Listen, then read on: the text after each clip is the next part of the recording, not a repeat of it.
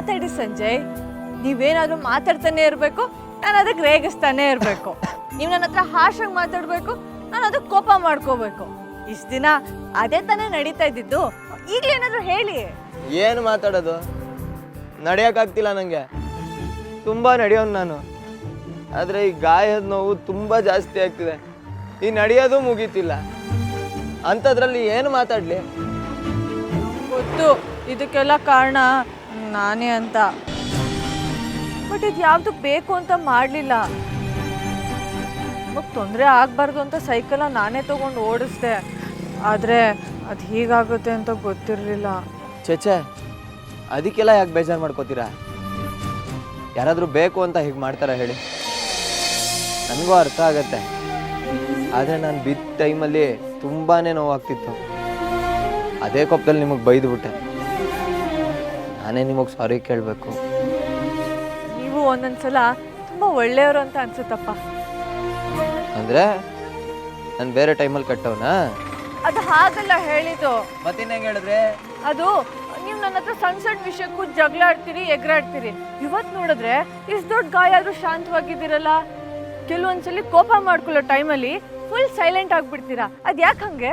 ನಾನಿಲ್ಲಿ ಬಂದಿರೋದೇ ನೀವು ಕೊಡೋ ದುಡ್ಡುಗೋಸ್ಕರ ಅಂತ ನಿಮ್ಗೆ ಚೆನ್ನಾಗಿ ಗೊತ್ತು.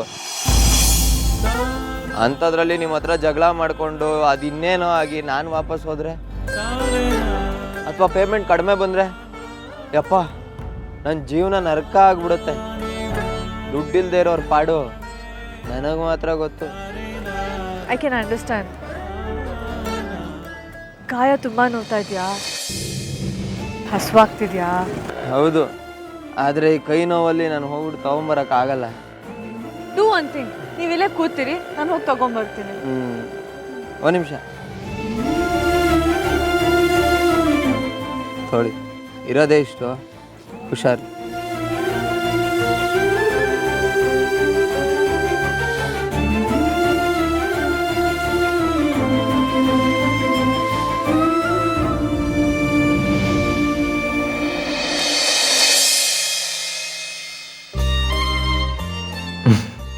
ಪಾಪದ ಹುಡುಗಿ. ನಾನು ಏನೇ ಹೇಳ್ಕೊಂಡ್ರು ನಂಗೆ ಸಮಾಧಾನ ಸಿಗ್ತಿಲ್ಲ. ಅವನಿಗಿಂತ ಜಾಸ್ತಿ ನಂಗೆ ನೋವು ಆಗ್ತದೆ.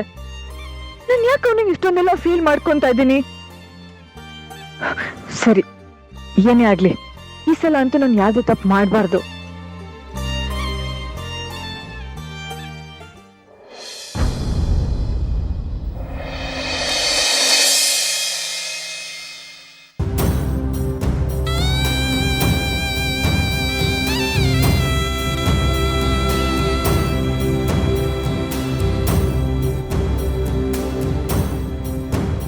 ಕ್ಯೂಟ್, ಯಾವುದೋ ಮಗು ಥರ ನೋಡ್ದಂಗೆ ಆಗ್ತಿದೆ. ಅಯ್ಯ, ನಿಮ್ಗೆ ಇಂಗ್ಲೀಷ್ಗೆ ಇಷ್ಟು ಕೊಡ್ರಿ ತಿಂಡಿನ.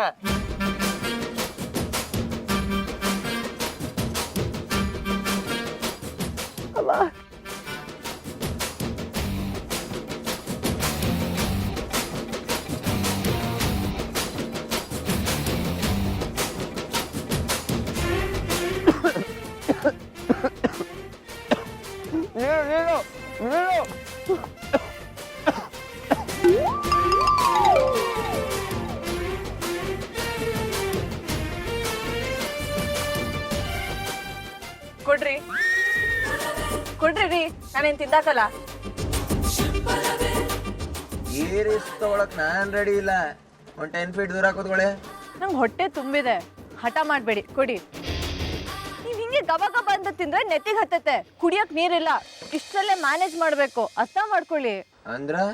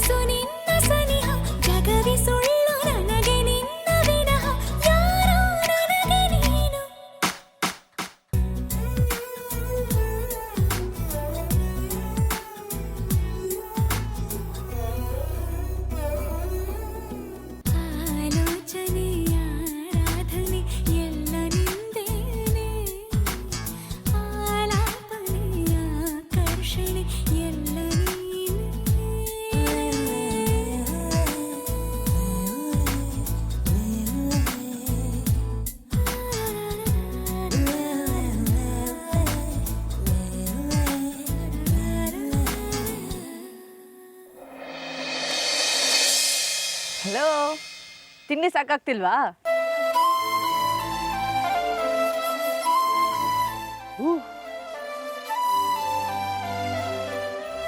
ಸಾಕು. ಮತ್ತೆ ಯಾಕೆ ಕಣ್ಣಲ್ಲಿ ತಿನ್ನೋ ಹಂಗೆ ನೋಡ್ತಿದ್ದೀರಾ ನನ್ನ? ತಿಂದಾಕೋ ಥರ ಏನು ನೋಡ್ತಿಲ್ಲ. ಅದು ಏನು ತಿಂಡಿ ತಿನ್ಸಿದ ತಕ್ಷಣ ಡ್ಯೂಯೆಟ್ ಮೋಡಿಗೆ ಹೋದ್ರಾ? ಅದನ್ನೆಲ್ಲ ಅಪ್ಪಿ ತಪ್ಪಿನೂ ಇಟ್ಕೋಬೇಡಿ. ರೇ ಹೋಗ್ರಿ ರೀ, ನೀವೇನು ತ್ರಿಪುರ ಸುಂದರಿ ಅನ್ಕೊಂಡಿದ್ದೀರಾ? ರೇ ಎಲ್ಲಿಂದ ಎಲ್ಲಿಗೋ ತೊಗೊಂಡೋಗ್ತಿದ್ದೀರಾ ಮ್ಯಾಟ್ರನ್ನ? ಸುಮ್ಮನೆ ತಿನ್ಸ್ರಿ.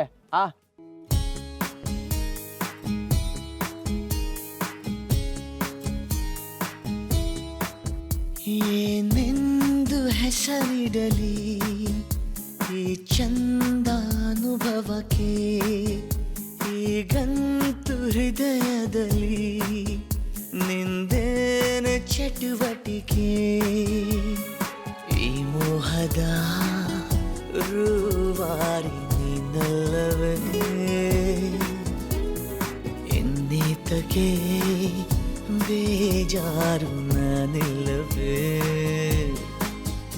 ಏನೆಂದು ಹೆಸರಿಡಲಿ ಈ ಚಂದಾನುಭವಕ್ಕೆ, ಈಗಂತೂ ಹೃದಯದಲ್ಲಿ ನಿಂದೇನೆ ಚಟುವಟಿಕೆ. ಈ ಮೋಹದ ರೂವಾರಿ ನೀನಲ್ಲವೇ, ಇನ್ನೇತಕ್ಕೆ ಬೇಜಾರು ನಾನಿಲ್ಲವೇ. ಹೊನ್ನಪ್ಪನ ಮಾತುಗಳು ಸ್ಲೋ ಪಾಯ್ಸನ್ ಥರ ಆಗ್ಬಿಟ್ಟಿದೆ. ಇಕ್ಕಾರಿ ಮಾತಿಗೆ ತಲೆ ಕೆಡಿಸ್ಕೊಳ್ಳೋ ಥರ ಆಯ್ತು.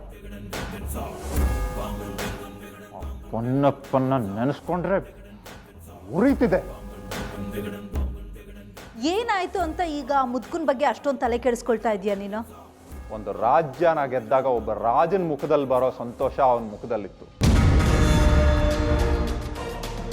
ಆಮೇಲೆ ಆದಿತ್ಯ ಬಂದೇ ಬರ್ತಾನೆ ಅಂತ ಒಂಥರ ವಿಚಿತ್ರವಾಗಿ ಹೇಳಿದ.